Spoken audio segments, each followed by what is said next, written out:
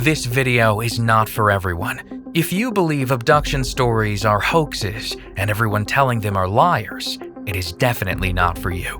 But if you are open to the idea that we are not alone in the universe, then you will be intrigued by what these recent experiencers had to share. Listen and try to imagine how you might react if you were in their shoes. This is back in, the 90s. I can remember waking up at like 3 a.m. going outside of my bed into a field across from the countryside in Wooddat and to start looking up at the sky. And a piece of me was wondering, where is that light? Where did that thing go? Spent many nights, wondering, what did I see? What was that? I remember my mom was compelled to talk about it, urged me, you want to draw a picture of it? Do you want to draw colors of it? The disc shape with all the different orange, green, red, and draw them really brightly. And sometimes I draw like a light shining down onto the house. My family and I were watching fireworks with my wife, and I see a little satellite, up in the sky like that. I remember just telling everybody, hey guys, look, a satellite. Oh yeah, fireworks. So nothing, I think nothing of it. Later that night, about 2 o'clock in the morning, I see the satellite again, but it's coming out from a different angle. Next thing I know, that satellite is just over the neighbor's house. A typical glowing disc-shaped object. And as we're walking, right like this, the ship is also going with us, right? And then we'd stop, it would stop. We'd look away, and the ship would light up, and we'd look at it, and it'd turn off. And for about like 10 minutes, it was doing that with us. And then next thing, it's just, boom, it's gone. It's the satellite again. And at that moment, I was like, this shit's real. 3 years ago, I wouldn't even imagine that I would be doing what I'm doing today. Not even a little bit. When I was abducted in 2013, I didn't want to tell anyone about that. There was no way I would tell my extended family about it. And I had to think 10 times before telling my family about it.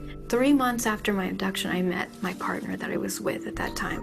I was busy with my career, and he wanted to have a family. The more I started to have other experiences too of abduction, I couldn't talk to him about it. And then when we moved in together, just at nighttime, things that would happen to me, and he couldn't handle it. I started having the strange experiences in childhood.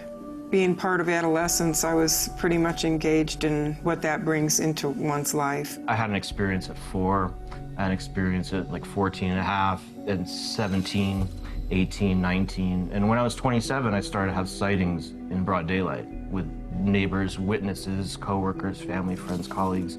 The memories of being taken on the ship, being on a table, and then having them distract me with some kind of other memory or some kind of screen image. And so that's what I remember from the hypnosis sessions. And they did it time after time after time. When I was 7, my mom had a nervous breakdown. That's what they called it back then. Manic depression, call it what you will, but there was something always about it that was not biochemical. And I knew that.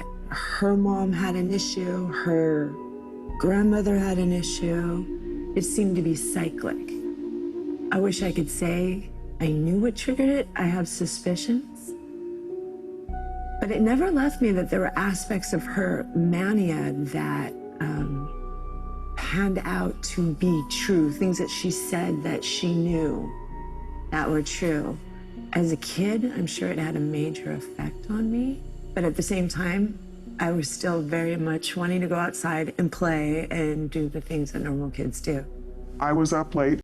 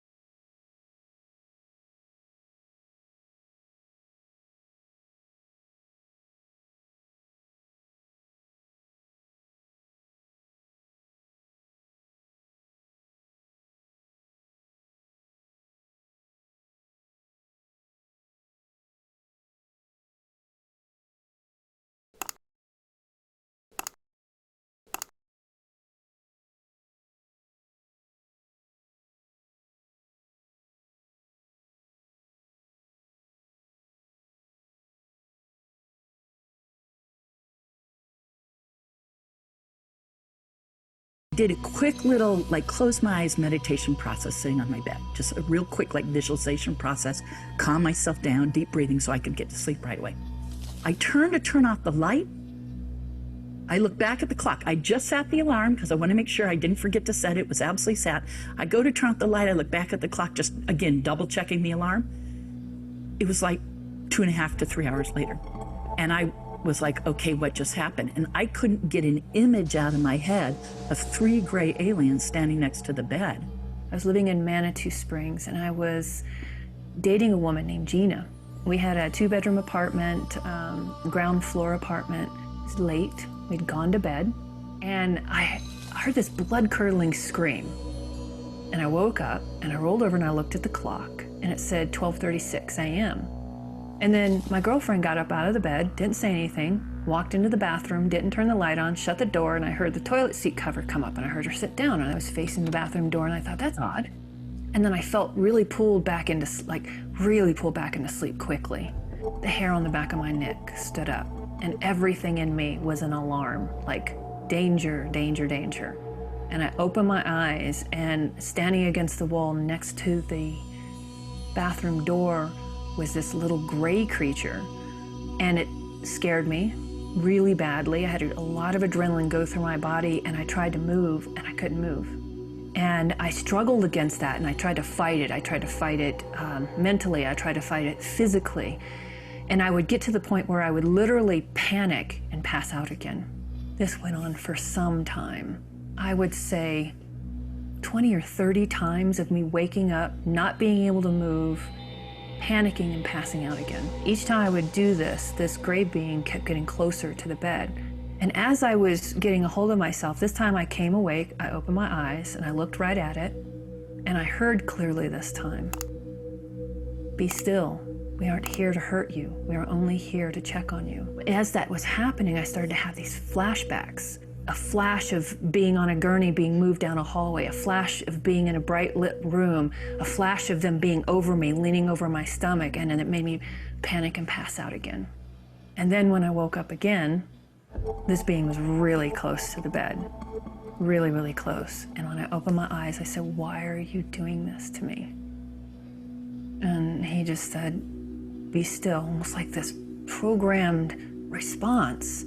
At some point, this horrific experience ended, where all at the same time, my girlfriend throws open the door, turns on the light, is cursing about her legs being asleep, is trying to walk, trying to stand. And I looked over at the clock, and it was like 4 hours later. Never left my room, right? I'm sitting there on my bed, calm myself down, turn off the light, go to sleep. I go to work the next day, come home, dead tired. My roommate approaches me in the kitchen. I'm making dinner that night and says, "What happened to you last night?" After our discussion, she couldn't sleep. She thought she heard a prowler downstairs. We had a 2-story townhouse. She went downstairs, nobody there. There was a gap under my bedroom door, so she could clearly see that my light was on. So she knocks on my door. She's like 3 a.m. She knocks on my door. No answer. She pounds on my door. No answer. Now she's afraid that something has happened to me. So she goes in my room. I'm not there. She witnessed I was gone during my missing time. She goes back, sits on her bed. She sees a flashing light in the hallway. She looks expecting to see me. She sees a 3.5-foot tall, or 4-foot gray alien, steps in the door of her room. She's fully conscious, sitting in bed. It stares right at her. She closed the door to my room. It goes through my closed door as if nothing's there. So she's telling me that, and she goes, she had read Whitley Strieber's Communion prior to that, because this is like early 90. And she said, "You know that book by that guy, that famous author, do you think you might be having that go on?" And I said, "I don't know." Thanks for watching this video. Click here to watch our playlist of short, credible videos covering all aspects of the UFO phenomena. And make sure you subscribe to catch the new content posted every week.